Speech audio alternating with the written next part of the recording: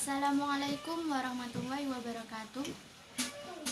Materi akidah pada kali ini membahas tentang hari akhir dan alam gaib yang berhubungan dengan hari akhir.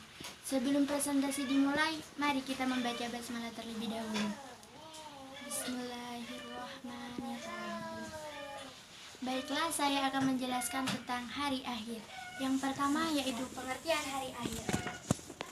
Hari akhir adalah hari di mana dunia dan seisinya itu rusak, binasa, hancur, dan tidak ada kehidupan lagi di alam semesta, serta dibangkitnya orang yang sudah meninggal untuk dihisap amal dan perbuatan. Hari akhir tidak bisa dihindari oleh siapapun, meskipun dia dari kalangan orang kaya, orang miskin, orang lemah, orang kuat sekalipun tidak bisa menghindarinya. Yang kedua yaitu beriman kepada hari akhir. Beriman kepada hari akhir adalah percaya dengan sepenuh hati bahwa suatu saat alam semesta beserta isinya akan hancur dan berakhir. Kehidupan dunia ini hanya sementara. Kehidupan selanjutnya di alam akhirat, dan kehidupan akhirat tiada pernah berakhir. Yang ketiga yaitu 3 golongan yang berpendapat tentang hari akhir. Yang pertama, golongan ateis, yaitu golongan manusia yang mengingkari atau tidak mempercayai adanya hari akhir. Juga bisa disebut dengan mulhid, tidak mempercayai adanya Tuhan. Yang kedua, golongan agama ardi, yaitu golongan manusia yang mempercayai adanya reinkarnasi, yaitu penjelmaan roh manusia. Golongan agama ardi, yaitu golongan agama yang dibuat oleh manusia. Yang ketiga yaitu golongan agama samawi, yaitu golongan agama yang mempercayai adanya hari akhir dan adanya kehidupan akhirat. Golongan agama ini dianut oleh pemeluk agama yang berasal dari Allah Subhanahu wa taala. Yang keempat, membahas dalil hari akhir. Yang pertama dalam Quran surat Al-A'raf ayat 187. A'udzubillahi minasyaitonirrajim. Bismillahirrahmanirrahim. Yas'alunaka 'anis sa'ati ayyana mursaha qul innama ilmuha inda rabbi la yujalliha liwaqtiha illa wa taqula fis samawati wal ardh la ta'tikum illa baghita. Yas'alunaka ka'annaka hafiyun anha qul innama ilmuha indallahi walakinna aktsarun nasi la ya'lamun. Yang artinya, mereka bertanya kepadamu tentang hari akhir, tentang kiamat. Bilakah terjadinya? Katakanlah, sesungguhnya pengetahuan tentang kiamat itu adalah di sisi Tuhanku.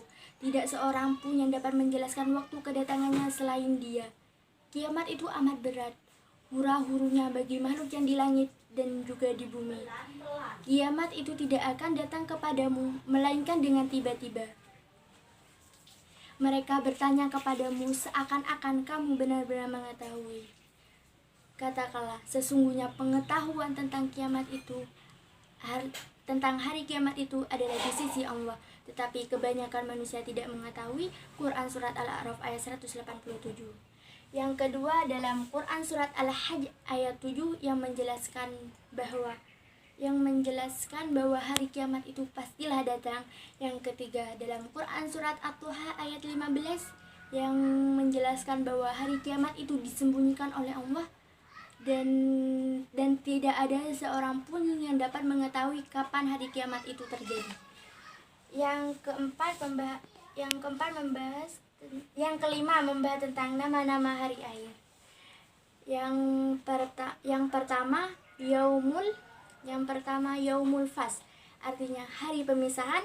Yang kedua yaumul hisab, artinya hari perhitungan.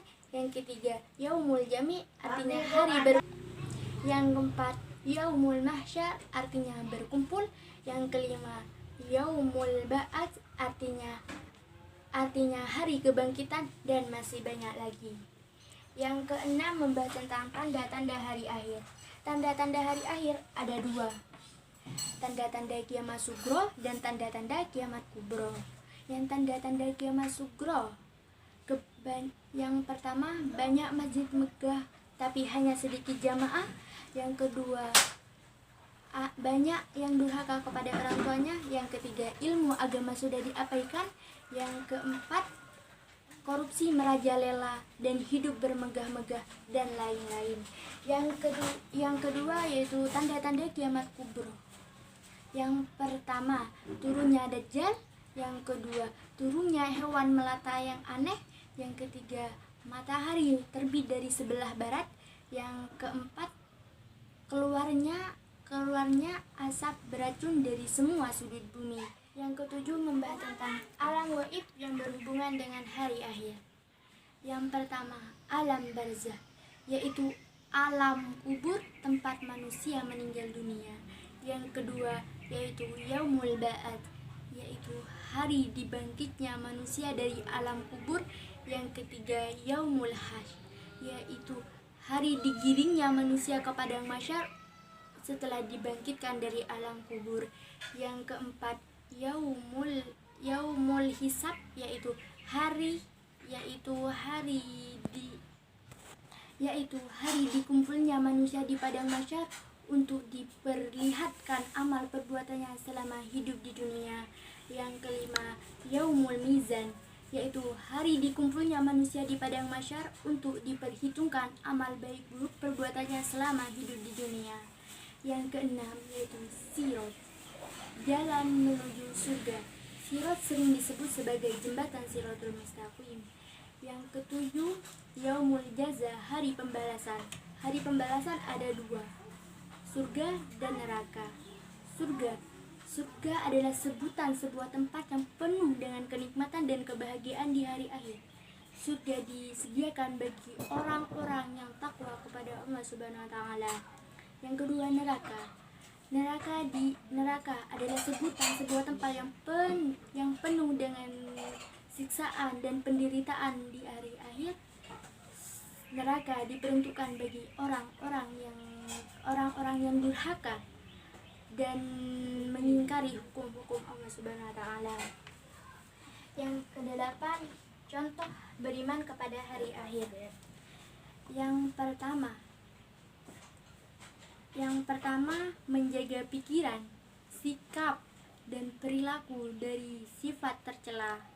Yang kedua, meningkatkan keimanan dan juga ketakwaan kepada Allah Subhanahu wa taala. Yang ketiga, memperbanyak zikir dan bersolawat. Yang keempat, selalu membaca Al-Quran. Yang kesembilan, membahas tentang hikmah beriman kepada hari akhir. Yang pertama, selalu beramal soleh, meningkatkan keimanan dan juga ketakwaan kepada Allah Subhanahu wa taala. Yang kedua, tidak mengikuti pola hidup orang kafir. Yang ketiga, selalu berbuat baik dan benar. Yang keempat, mau berhijab di jalan Allah Subhanahu wa taala.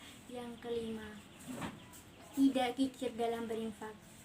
Sekian presentasi dari saya, kurang lebihnya mohon maaf, dan apabila ada kata salah yang kurang berkenan di hati Anda, mohon maaf yang sebesar-besarnya. Wassalamualaikum warahmatullahi wabarakatuh.